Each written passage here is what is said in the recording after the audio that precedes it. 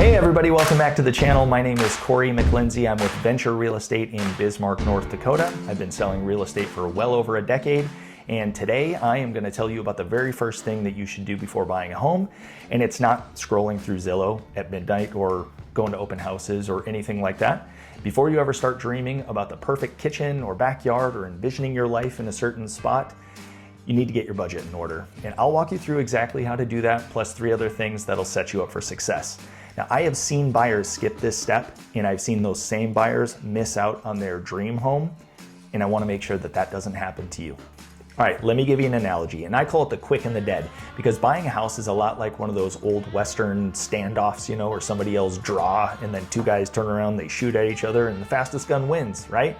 Well, if you're trying to buy a house, but you don't know your budget and you haven't talked to a lender and you don't have a specific strategy in place, it's just like being in that Western. Somebody yells draw, but you're like, hold on a second, I need to load my gun.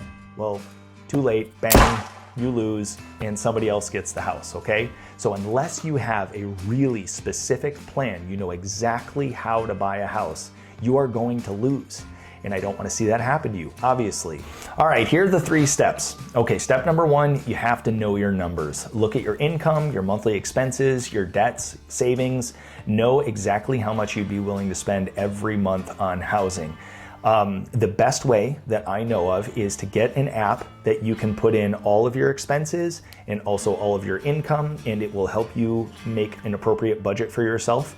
So that way you know exactly where all your money is going. It is shocking, myself included, how many monthly payments we have and how sometimes we actually don't know how much money is leaking out of the system. So the best way to do that is just to know exactly where all of your money is going.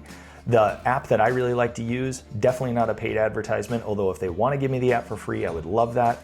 I really like using YNAB, or You Need a Budget. I think it's a great tool. Super accessible. You can put your bank information in there, and so when you make a debit on something, that will show up, and then you can apply that to wherever it was. So if you went to the grocery store and you got groceries and it's like $200 went out, you can apply that toward your grocery budget, and then it will adjust and help you out. Anyway, that's a really great tool. So step number 2, you can check your credit score, and this can affect your interest rate, obviously. And so if your credit score is not quite what you would like it to be, the fastest and easiest way to make sure that that is increasing is just to make on-time payments. Step number 3 is to talk to a lender early. And even if you're not ready to buy a house, maybe not even for a year, 6 months, a year, whatever, they can help you build a plan and tell you what the price range is that you should be focusing on. So for instance, they might say you can qualify for, make it up, $400,000. Your job, though, is to say, what does a $400,000 home payment look like if I am putting X amount down? So a lender is probably not going to offer that information up to you right away. They're probably going to say, yep, you're good, you're qualified, here's your pre-approval for $400,000. Unless you are asking, what does that monthly payment look like? You might be shopping for a $400,000 house, and then you might find out, ooh, I actually can't afford that monthly payment because I've been doing my budgeting. I need to look at a house that would put me in a range of X amount per month. What would that look like? Again, going back to the quick and the dead analogy, you are going to be the one who is quick if you have all of this stuff down pat. If you know for a fact, I've talked to my lender, I'm pre-approved, I know that I'm going to put 5% down, which is X amount of dollars. I know that if I put X amount of dollars on a house of this price range, my monthly payment is going to be Y. I know that I can afford that. And then if things get competitive, you have to go above the asking price. Then you can go back to your lender and you can say, hey, per $10,000 increments, how much is that going to affect my monthly payment? And then you can look in your budget and say, I totally got room for that. I have room to go up 25 grand more. And then you can make an offer of $25,000 more and not feel like you are giving up the farm. It's in your budget. You already know you can do it. So that's why it's super important just to be on your P's and Q's and to absolutely understand how to do this, because that's how you win, and we like to win.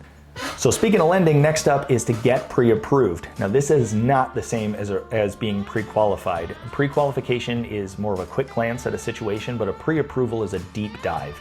It tells sellers you're serious and that a lender has verified your finances, which is super important to a seller, obviously. And in today's market, homes can still go fast, especially if it's well updated, if it's got a good price. It still will go quick and maybe multiple offers still. So a solid pre-approval can make the difference between your offer actually being accepted or just being passed over. A seller wants a sure thing. A pre-qualification says you're a maybe thing. A pre-approval says you're a sure thing. All right, the last step in the process is to build your team. So buying a home really should not be a solo mission. You need the right people on your side.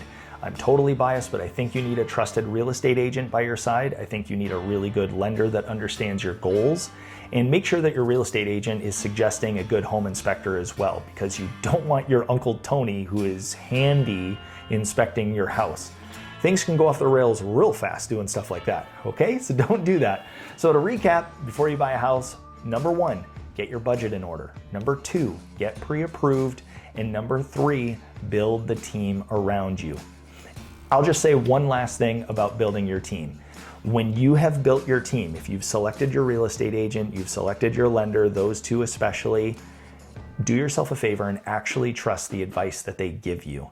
The biggest mistake that I see buyers make is they hire somebody, they hire a professional to help them, and then they don't trust that person. They just go looking for voices everywhere else because it's what they want to hear. Do yourself a favor. Once you have hired a real estate agent, once you have gone down the path of getting a lender for yourself, trust that person, especially if they've been doing this for a decade plus like myself and honestly want you to win. That person does have your best interest in mind, I promise you. Do yourself a favor and do these steps before you ever start shopping for a house, and I promise you, you'll be light years ahead of most all the buyers out there. And please do me a favor if you would. If you found this video helpful, please hit the like button, please subscribe to the channel, and let me know in the comments what are some of your biggest questions or some things that I can help you with. I really appreciate it, and until next time, my name is Cory McLinsay. Thanks for watching.